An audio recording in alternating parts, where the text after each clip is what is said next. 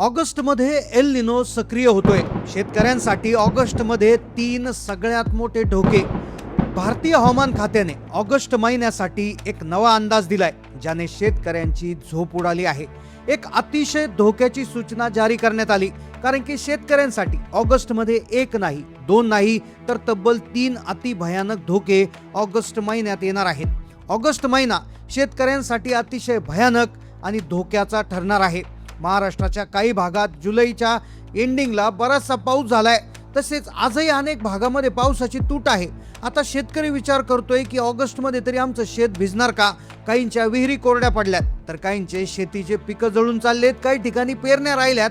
पण त्यातच ऑगस्टमध्ये सगळ्यांना आशा होती की पाऊस येईल, पण तेवढ्यात हवामान खात्यानं ऑगस्टचा नवीन अंदाज जाहीर केला, आणि जो शेतकऱ्यांची झोप उडवणार आहे.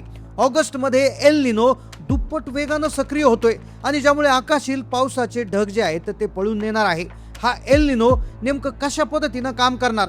शेतकऱ्यांसाठी 3 महत्वाचे धोके नेमकं काय आहेत? खरं तर जून जुलैमध्ये एवढा पाऊस पडला नाहीये, पण मग 3 असे कोणते वेगळे धोके आहेत की ज्यामुळे शेतकऱ्यांचं सगळ्यात मोठं नुकसान होणार आहे?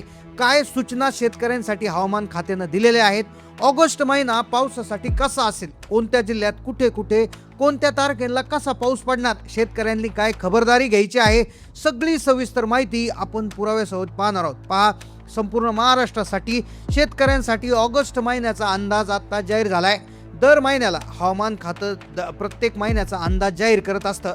आता जसं पावसाळा सुरू झाला होता, तर पूर्ण मान्सूनसाठी संपूर्ण अंदाज 4 महिन्यांचा दिला गेला होता. पण यावेळेच्या मान्सूनवर एल निनोचं संकट असल्यामुळे दर महिन्याला अंदाज देण्याची त्या ठिकाणी आता तयारी सुरू करण्यात आली, आणि त्यातच ऑगस्टचा अंदाज आला, आणि ज्यामध्ये शेतकऱ्यांसाठी एक नाही, दोन नाही, तर 3 धोके वर्तवण्यात आले.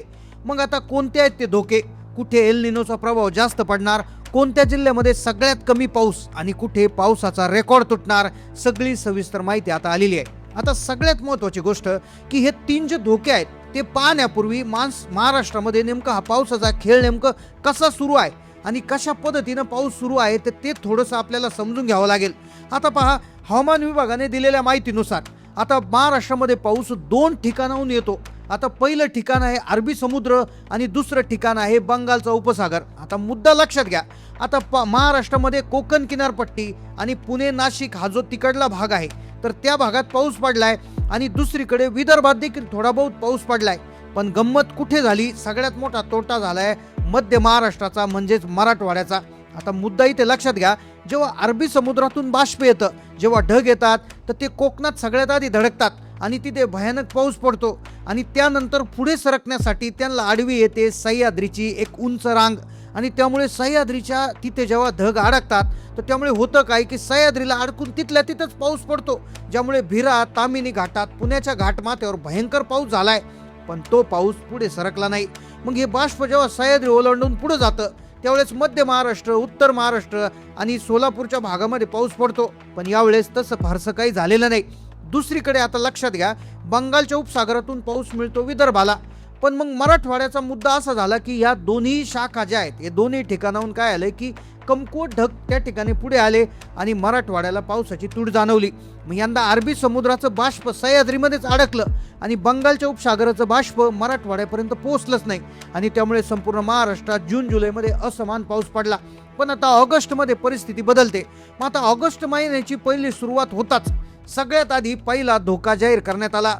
जो पहिला धोका शेतकऱ्यांसाठी आहे, तो सगळ्यात पहिला धोका आहे पावसाचं अत्यंत भयानक आणि असमान वितरण. मुद्दा लक्षात घ्या. जुलै महिन्यामध्ये पाऊस पडला, पण तो फार तर एकतर कोकण किनारपट्टी किंवा सह्याद्री घाटमाथ्याच्या परिसरात जास्त करून पडला, आणि तिकडून बंगालच्या उपसागरामुळे विदर्भात पडला. पण मधला पट्टा तसाच राहिला होता. पण मग ऑगस्टमध्ये तीच परिस्थिती राहणार का? तर पहिला धोका काय सांगतोय लक्षात घ्या, दुसरा धोका काय आहे, आणि तिसरा धोका हा सगळ्यात भयानक आहे. आता पहा, ज्या भागात आधीच मुसळधार पाऊस झाला होता, तिथे पुन्हा एकदा पावसाचा मारा होणार आहे. मुद्दा इथे लक्षात घ्या. पण मराठवाडा, उत्तर महाराष्ट्र आणि पश्चिम महाराष्ट्रातल्या दुष्काळी भागात पाऊस पुन्हा एकदा हुलकावणी देण्याची शक्यता आहे. आता हवामान खात्याच्या पहिल्या आठवड्याच्या अंदाजानुसार, म्हणजे 1 ऑगस्ट ते 7 ऑगस्ट कोकण विभागामध्ये, मग मुंबई, त्यानंतर ठाणे विभाग, त्यानंतर रायगड जिल्हा, त्यानंतर रत्नागिरी आणि सिंधुदुर्ग मध्ये तुफान पाऊस असेल. त्यानंतर मध्य महाराष्ट्रामध्ये जर बघायला गेलं तर नाशिक, त्यानंतर पुणे, त्यानंतर सातारा, कोल्हापूर याच्या घाट परिसरामध्ये पाऊस चांगला राहणार आणि विदर्भामध्ये देखील अनेक पावसांची हजेरी लागणार. आता मुद्दा उरतो मराठवाड्याचा. पहिल्या हप्त्यात ऑगस्टमध्ये काय होतंय इथे लक्षात घ्या. उत्तर महाराष्ट्रातले धुळे, नंदुरबार, जळगाव आणि मराठवाड्याच्या बहुतांश भागात पहिल्या आठवड्यात पावसाचं प्रमाण अत्यंत कमी राहणार. आता अनेक ठिकाणी शेतकऱ्यांची पिके पाण्याच्या प्रतीक्षेत करपण्याची भीती निर्माण झाली. पण पहिला हप्ता असा आहे की तिथे पुन्हा एकदा कोकण किनारपट्टी, पुणे आणि त्याचबरोबर विदर्भ याच एरियामध्ये पाऊस होतोय आणि मराठवाडा तिथे सुटतोय. आता पहिला धोका झाला, पण दुसरा धोका येतोय 7 ऑगस्ट ते 14 ऑगस्टच्या दरम्यान. आता इथे खरा निसर्गाचा खेळ बदलतोय आणि तिथेच महाभयंकर दुसरा धोका समोर येतोय. 7 ते 14 ऑगस्ट या दुसऱ्या आठवड्यात पावसाचं चित्र थोडं बदलणार आहे. मुद्दा लक्षात घ्या. सोलापूरमध्ये त्या ठिकाणी चित्र बदलेल. अहिल्यानगरचा बराचसा भाग, त्यानंतर उत्तर महाराष्ट्र, त्यानंतर मराठवाड्यातील छत्रपती संभाजीनगर, त्यानंतर बीड, त्यानंतर नांदेड, धाराशिव, लातूर, हिंगोली आणि परभणी येथे पावसाची हजेरी लागेल. त्याचबरोबर विदर्भातील गोंदिया, वर्धा, चंद्रपूर, त्यानंतर गडचिरोली, यवतमाळ आणि बुलढाण्यात देखील चांगला पाऊस होईल. आणि याच टप्प्यात म्हणजेच ऑगस्टच्या मध्यभागी धडकणार तो दुसरा सगळ्यात मोठा धोका, तो म्हणजे प्रशांत महासागरातील सुपर एल निनो. हा एल निनो जून जुलैपेक्षा ऑगस्ट महिन्यात अधिक आक्रमक आणि शक्तिशाली होणार. हा एल निनो काय करतो तर हा एल निनो मान्सूनचे सगळे बाष्पयुक्त ढग स्वतःकडे ओढून घेतो आणि पावसाळ्याचे ढग गायब करून पळवतो. मग शेतकऱ्यांच्या पिकाच्या पाणी त्या ठिकाणी मिळत नाही आणि मोठं दुष्काळाची परिस्थिती निर्माण होते.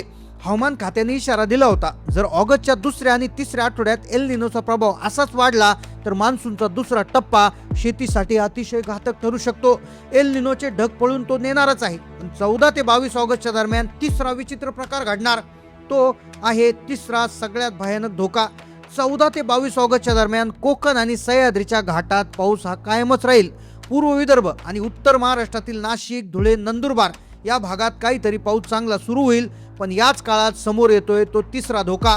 तो तिसरा धोका सगळ्यात भयानक आहे. तो म्हणजे कमी वेळेत एकाच ठिकाणी ढगफुटी सदृश्य पाऊस होईल. संपूर्ण महाराष्ट्राची सरासरी अवघ्या 4 ते 5 दिवसात पूर्ण होणं. होय शेतकरी बांधवांनो, हा तिसरा धोका सगळ्यात घातक आहे. याचा अर्थ असा की महिनाभर पाऊस पडणार नाही, शेत सुकत राहील. अचानक एकाच दिवशी आभाळ फाटल्यासारखा पाऊस कोसळेल. म्हणजे फक्त 4 ते 5 तासात 5 ते 10 दिवसांचा पाऊस एकाच जागी पडेल. यामुळे शेतातली उभी पिके वाहून जातील आणि जमिनीची धूप होईल आणि शेतकऱ्यांचं अतोनात नुकसान होईल.